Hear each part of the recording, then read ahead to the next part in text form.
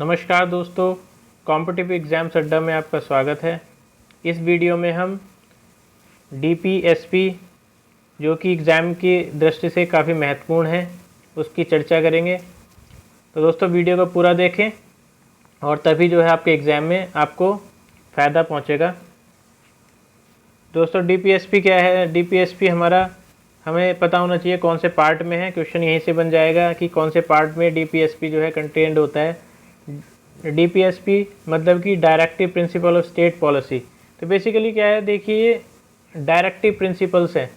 State जब policy बनाता है तो उसमें जो है ये डायरेक्टिव प्रिंसिपल्स है। डायरेक्टिव मतलब जो संविधान है वो कह रहा है कि डायरेक्टिव कर रहा है, डायरेक्शन दे रहा है कि आप इस तरीके की पॉलिसीज़ बनाइए।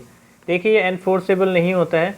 एनफोर्सेबल मतलब कि अगर स्टेट इसको फॉलो नहीं करेगा तो ऐसा नहीं है कि आप उनको कोर्ट में सू कर सकते हैं।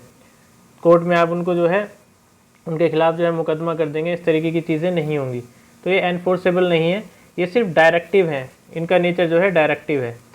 और थर्ड क्वेश्चन पूछा जा सकता है कि कौन कौन से आर्टिकल तक है ये। तो आर्टिकल 36 से आर्टिकल 51 तक जो है आपका डीपीएसपी आता है। तो दोस्तों अब हम इसमें देख लेते हैं कि डिटेल्ड में कि क्या क्या चीज़ें जो हैं आती हैं इसमें। और ये देखिए इसमें से पक्का जो है 1 से 2 क्वेश्चन जो हैं आपके किसी भी एग्ज़ाम में जिसमें पॉलिटी आता है जीएस पोर्शन में 5 इसमें से ज़रूर पूछा जाएगा। एज इट इज़ जितना मैं बताऊंगा उतने तक आप ध्यान दीजिए और आपका 1 क्वेश्चन या 2 क्वेश्चन जो है इसमें से ज़रूर फंस जाएगा। तो देखिए आर्टिकल जो है 36, आर्टिकल 36 में क्या है, डेफिनेशन है स्टेट की। तो वही डेफिनेशन है। अगर कोई अलग सर्कमस्टेंसेस नहीं होते हैं तो जो स्टेट की डेफिनेशन है वो वही मानी जाएगी जो कि पार्ट 3 में है। पार्ट 3 मतलब फंडामेंटल राइट्स में और आर्टिकल 12 में। फंडामेंटल राइट्स आर्टिकल 12 में जो स्टेट की डेफिनेशन है वो भी यहाँ भी वही चीज़ मानी जाएगी। इसके बाद आता है आर्टिकल 37। आर्टिकल 37 में है कि application of the principles content in this part. तो किस तरीके से इसमें कुछ जो है इस पार्ट में कुछ प्रिंसिपल्स हैं, उनका एप्लीकेशन कैसे होगा, उनको अप्लाई कैसे किया जाएगा, तो उसके बारे में है। इसको हम देख लेते हैं। इसमें क्या कह रहा है, the provisions content in this part shall not be enforceable by any court but the principle therein laid down are nevertheless fundamental in the governance of country and it shall be the duty of the state to apply these principles in making the laws। देखिए basically इसमें क्या ही बताया गया है कि किस तरीके से एप्लीकेशन होगा। तो एप्लीकेशन जो है जो मैं पहले बता रहा था कि enforceable, not enforceable by any court. तो ये जो है प्रोविजंस इस पार्ट में, जो पार्ट 4 है हमारा डीपीएसपी वाला, इसमें जो प्रोविजंस हैं, जो भी आर्टिकल्स हैं, वो किसी भी कोर्ट में जो है एनफोर्सेबल नहीं होंगे। लेकिन it shall be the duty of the state to apply this principles in making the laws. तो ये ड्यूटी है किसकी, स्टेट की, कि वो जब अपने पॉलिसीज़ बना रही हैं तो इन प्रिंसिपल्स को अप्लाई करेंगे, इन प्रिंसिपल्स का ध्यान रखेंगी और ये एनफोर्सेबल नहीं है। तो दोस्तों देखिए काफ़ी इंपॉर्टेंट आर्टिकल है। इसको भी एज इट इज़ पूछा जा सकता है कि कौन सा आर्टिकल जो है जो डीपीएसपी के प्रोविजंस हैं, जो इस पूरे पार्ट 4 के प्रोविजंस हैं, उनको अप्लाई करने की जो है उनका एप्लीकेशन कैसे होगा उसके बारे में बताता है। तो ये है आर्टिकल 37। तो दोस्तों हम आर्टिकल 38 पे चलते हैं। आर्टिकल 38 है, यहाँ पे आपको क्या देखना है कि state to secure a social order of promotion of welfare of the people. तो देखिए आर्टिकल 38 क्या है, किस तरीके का सोशल ऑर्डर होना चाहिए। ये स्टेट की ही ड्यूटी है कि इस तरीके का एक सोशल ऑर्डर होना चाहिए कि लोगों की वेलफेयर का प्रमोशन हो, लोगों की वेलफेयर पे ध्यान दिया जाए। और इसको थोड़ा डिटेल में देख लेते हैं। तो देखिए डिटेल में क्या है कि the state shall strive to promote the welfare of the people. तो देखिए अगर वेलफेयर ऑफ द पीपल कहीं पे आपको लिखा हुआ आएगा तो आर्टिकल 38 से रिलेटेड है। By securing and protecting any effectively as it may be a social order which is social justice economic political shall inform all the institution of the national life। तो देखिए वही चीज़ है कि वेलफेयर ऑफ द पीपल जो है article 38 में आपका आएगा।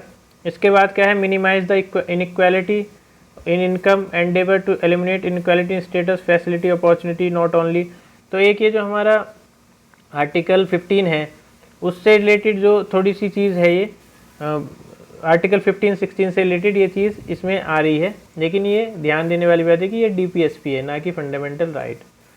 आर्टिकल 39 सभी को पता है।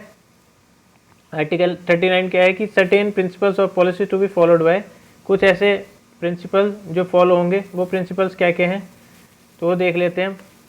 State shall in particular direct its policy towards securing that the citizens man and women equally have the right to an adequate means of livelihood. तो देखिए इसमें ये सारी चीज़ें आ जाएंगी आर्टिकल 39 में कि एडिक्वेट मीन्स ऑफ लाइवलीहुड, जीने का जो अधिकार है, एडिक्वेट अच्छे तरीके से जीने का जो अधिकार है, बेसिकली वो स्टेट के थ्रू जो हमारा कॉन्स्टिट्यूशन ऑफ इंडिया वो देना चाह रहा है कि स्टेट जो है ये सब इंश्योर करे। Ownership and control of material resources of the community are so distributed as to best to subserve the common good. तो एक कॉमन गुड के लिए मान लीजिए कोई गांव में या शहर में कोई इस तरीके का रिसोर्स है, मटेरियल रिसोर्स है, वो इस तरीके से बंटना चाहिए कि एक कॉमन गुड में काम करे। तो देखिए इसमें हमने क्या क्या चीज़ें देखी। एक तो देखा हमने एडिक्वेट मीन्स ऑफ लाइवलीहुड, चाहे वो मैन है वीमेन है, उनको राइट होना चाहिए। दूसरा जो मटेरियल रिसोर्सेज है वो कुछ इस तरीके से डिस्ट्रीब्यूट होने चाहिए कि वो कॉमन गुड की तरह काम करें। थर्ड देखिए, थर्ड क्या कहता है, that the operation of the economic system does not result in the concentration of wealth. तो देखिए इकोनॉमिक सिस्टम कुछ इस तरीके से ऑपरेट होना चाहिए कि वेल्थ का कॉन्सेंट्रेशन ना हो, एक ही इंसान पे जो है वेल्थ जो है, पैसा जो है इकट्ठा ना हो जाए। And means of production of the common detriment, तो एक ही इंसान के पास में सारे रिसोर्सेज या मीन्स ऑफ प्रोडक्शन ना जाए। और एक ये बहुत important, equal pay for equal work for both man and women. तो देखिए इसमें एग्जाम में दो चीज़ें पूछी जाती हैं, एक तो ये बहुत इंपॉर्टेंट है, एक तो ये वाली चीज़ बहुत इंपॉर्टेंट है कि right to an adequate means of livelihood, ये आर्टिकल 39 है। और एक ये वाली चीज़ बहुत पूछी जाती है कि that equal pay for equal women for both man and women. तो ये दो चीज़ें हो गई। तीसरा क्या हो गया था, तीसरा हमारा हो गया था कि इस तरीके से डिस्ट्रीब्यूट होना चाहिए कि कॉमन गुड हमें प्राप्त हो, मेटेरियल रिसोर्सेज इस तरीके से डिस्ट्रीब्यूट होने चाहिए, कॉन्सेंट्रेशन ऑफ वेल्थ नहीं होनी चाहिए। तो ये चार चीज़ें हो गई हैं। इसके बाद में देखिए ये जो फिफ्थ चीज़ है कि that the health and strength of workers women and man and a tender age of children are not abused and that citizens are not forced by economic necessity to enter avocations unsuited to their age and strength।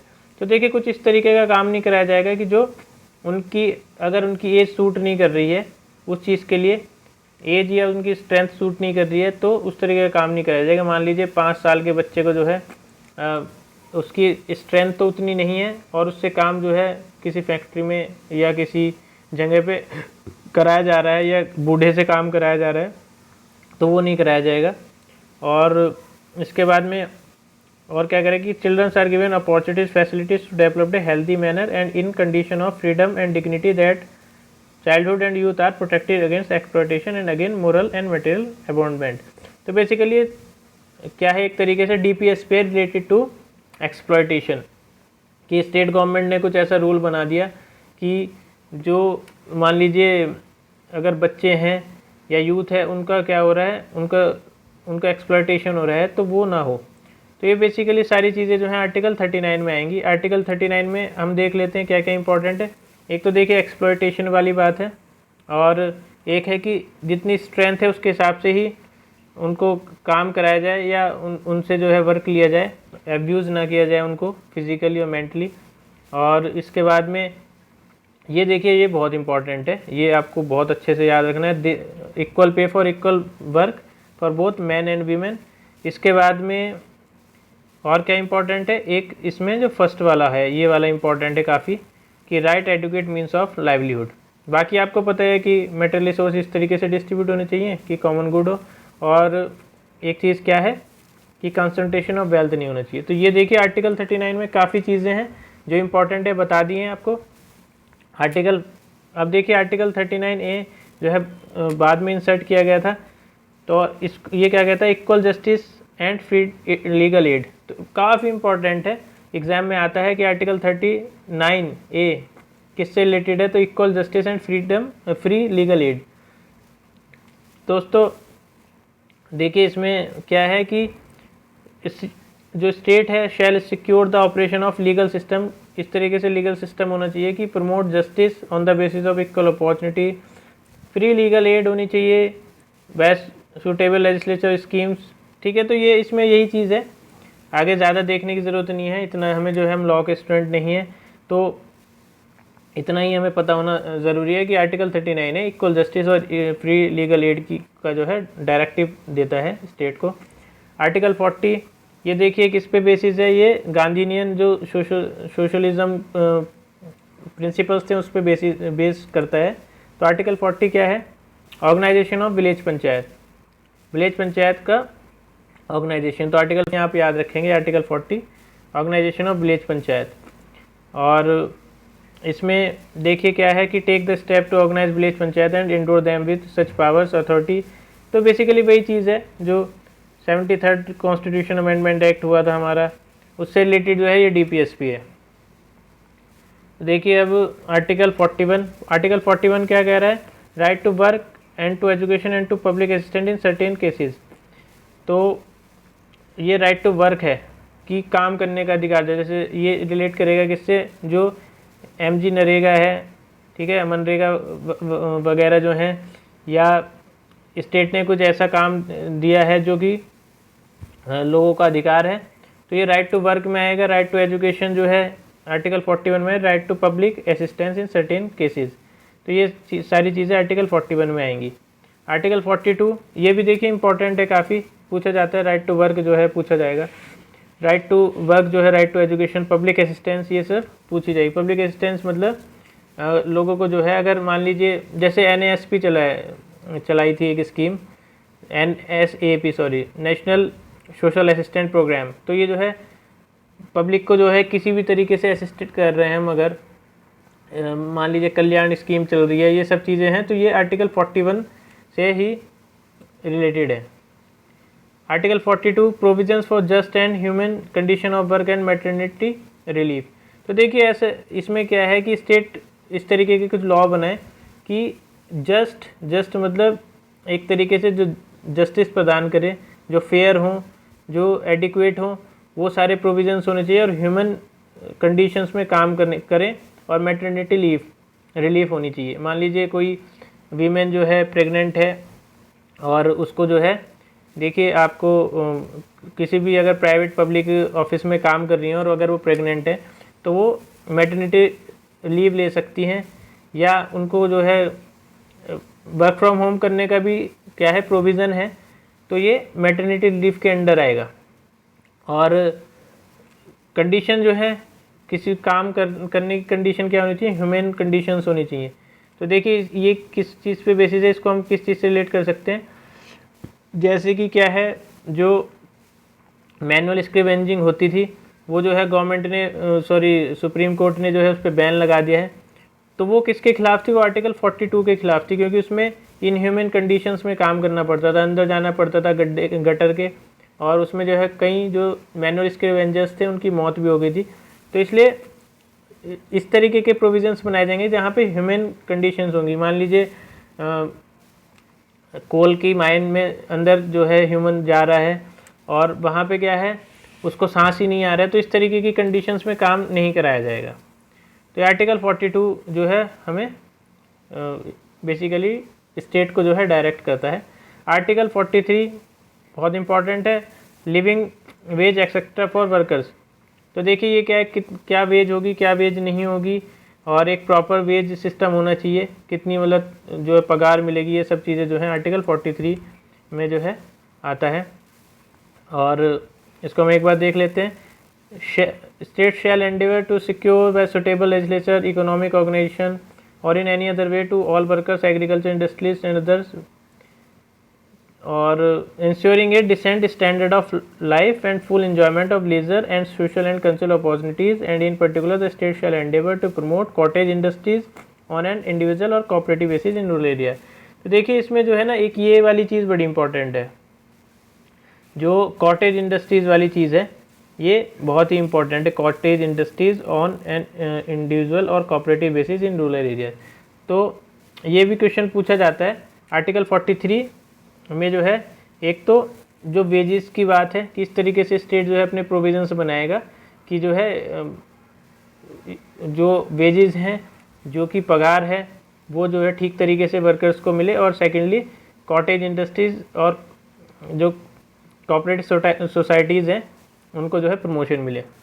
Article 43 है कि participations of workers in management of industries. ये भी काफ़ी important है कि इस जो state है इस तरीके से प्रोविजंस बनाए कि जो वर्कर्स हैं, मान लीजिए किसी फैक्ट्री किसी इंडस्ट्री में काम कर रहे हैं, उसके मैनेजमेंट में जो है उन वर्कर्स का जो है पार्टिसिपेशन होना चाहिए। 43B क्या कह रहा है, promotion of cooperative societies, important है।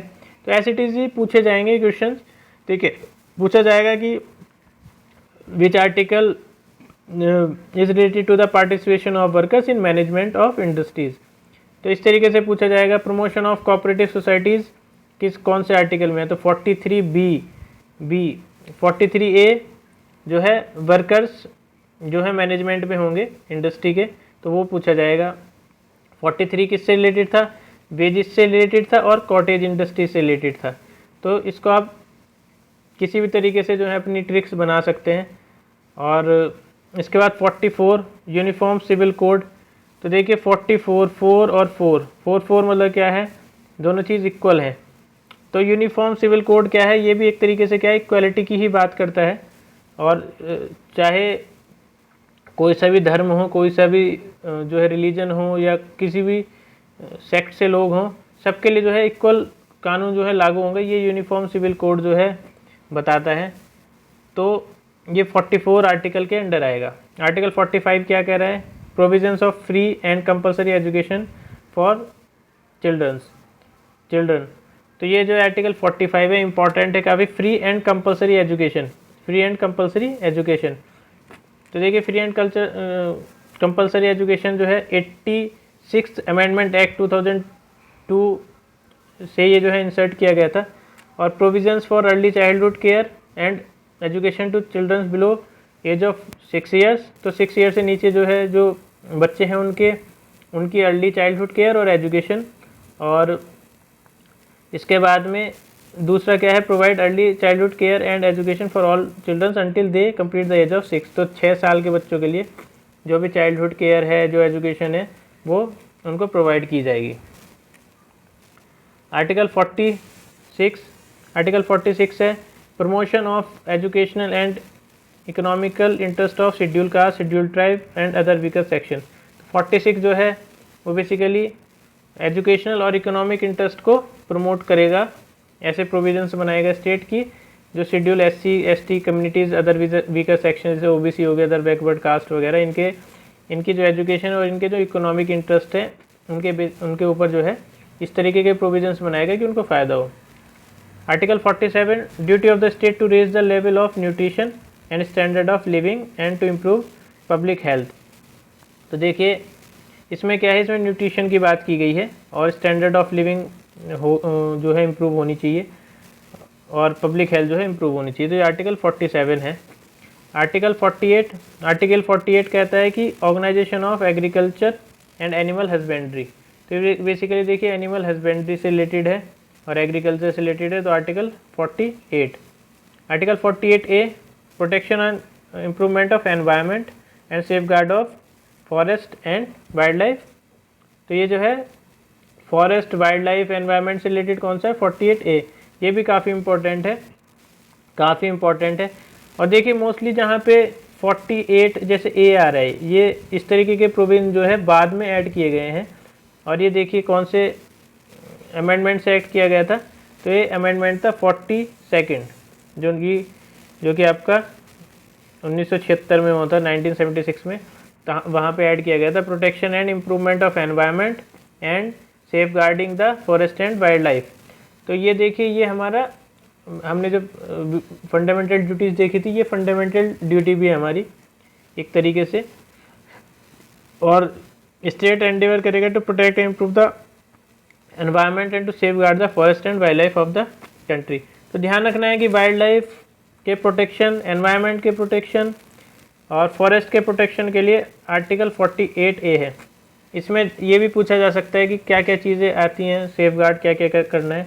तो ऑप्शन इस तरीके से दे देगा, एनवायरनमेंट दे देगा, वाइल्ड लाइफ दे देगा और फॉरेस्ट दे देगा और आपका कुछ भी जैसे लेक्स दे देगा, इस तरीके से दे देगा। तो इसमें यहाँ पे जो 3 चीज़ें हैं ये इंपॉर्टेंट, या कोई और ऑप्शन दे देगा लेक की जगह, तो आपको ध्यान रखना है। इसके बाद में आर्टिकल 49 है कि protection of monuments, places and objects of national importance. ये भी देखिए एक तरीके से हमारी फंडामेंटल ड्यूटी भी है और ये DPSP में भी दिया गया कि इस तरीके के प्रोविजंस बनाए जाएँ कि जो हमारे मॉन्यूमेंट है, हमारे प्लेसेस है and object of national importance है, उनके प्रोटेक्शन हो। इसके बाद में आर्टिकल 50 भी काफ़ी इंपॉर्टेंट है। ये सारे आर्टिकल्स बहुत इंपॉर्टेंट है, कहीं से भी क्वेश्चन पूछा जा सकता है, इक्वली इंपॉर्टेंट। आर्टिकल 50 जो है separation of judiciary from executive. तो एग्जीक्यूटिव और जुडिशरी में जो सेपरेशन की बात करते हैं आर्टिकल 50 है। और इसके बाद में आर्टिकल 51 तो promotion of international peace and security. ये देखिए ये भी इम्पॉर्टेंट है, यहाँ तक लोग जो है थोड़ा सा इसको ज़्यादा जोर नहीं देते हैं। तो आर्टिकल 51 हो गया ये। दोस्तों एक बार फिर से हम और देख लेते हैं इसको, आप वीडियो को फिर से रिपीट भी कर सकते हैं। तो आर्टिकल 36 में क्या था, स्टेट की डेफिनेशन थी, जो कि पार्ट 3 फंडामेंटल ड्यूटीज़ में फंडामेंटल राइट्स में हमारी स्टेट की डेफिनेशन बताई गई आर्टिकल 12 में, वो दे रखा है। और ये कुछ बताया गया है कि कैसे अप्लाई होंगे, एनफोर्सेबल नहीं होंगे कोर्ट में। और जो है ये डायरेक्शन एक तरीके स्टेट जो इन प्रिंसिपल्स को ध्यान में रख के जो है लॉज बना सकता है। आर्टिकल 38 जो है किससे रिलेटेड है, वेलफेयर ऑफ द पीपल। किससे रिलेटेड है, वेलफेयर ऑफ द पीपल से रिलेटेड है। और इसमें जो है बेसिकली क्या बताया गया है कि ये सारी जो इनक्वालिटीज़ और ये सब जो है मिनिमाइज़ करनी है, और सोशल और जस्टिस, इकोनॉमिक, पॉलिटिकल, ये सब चीज़ें जो हैं इनको क्या क्या प्रमोट करना है। आर्टिकल 38 ये बताता है हमें। आर्टिकल 39 में क्या था, कुछ प्रिंसिपल्स थे जो कि स्टेट उनको फॉलो करेगा। तो ये मैंने आपको बता दिया था, इसमें क्या क्या चीज़ें हैं, वीमेन और मैन के एडुकेट लाइवलीहुड और मेटल रिसोर्स डिस्ट्रीब्यूशन जो है कॉमन गुड के लिए। और क्या था इसमें, कॉन्सेंट्रेशन ऑफ वेल्थ नहीं होनी चाहिए, इक्वल पे फॉर वर्क जो है फॉर वीमेन मैन ये होना चाहिए। और इसके बाद में जो है टेंडर एज वाला था कि इस तरीके के लोगों से वो काम नहीं कराया जाएगा जो कि उनको एब्यूसिव हो, उनके लिए, उनकी एज के लिए, उनकी स्ट्रेंथ के लिए। और इसके बाद में क्या है, exploitation again moral and metal abandonment, जो ये सारी चीज़ें इसमें थी आर्टिकल 39 में। आर्टिकल 39A जो है इम्पॉर्टेंट है, equal justice, free legal aid. और इसमें जो है आर्टिकल 40 में organisation of village panchayat. Article 41 right to work, education and public assistance. 42 just and human condition for work and maternity relief. Article 43 living wage, और इसमें कॉटेज भी आ जाएगा, कॉटेज इंडस्ट्री।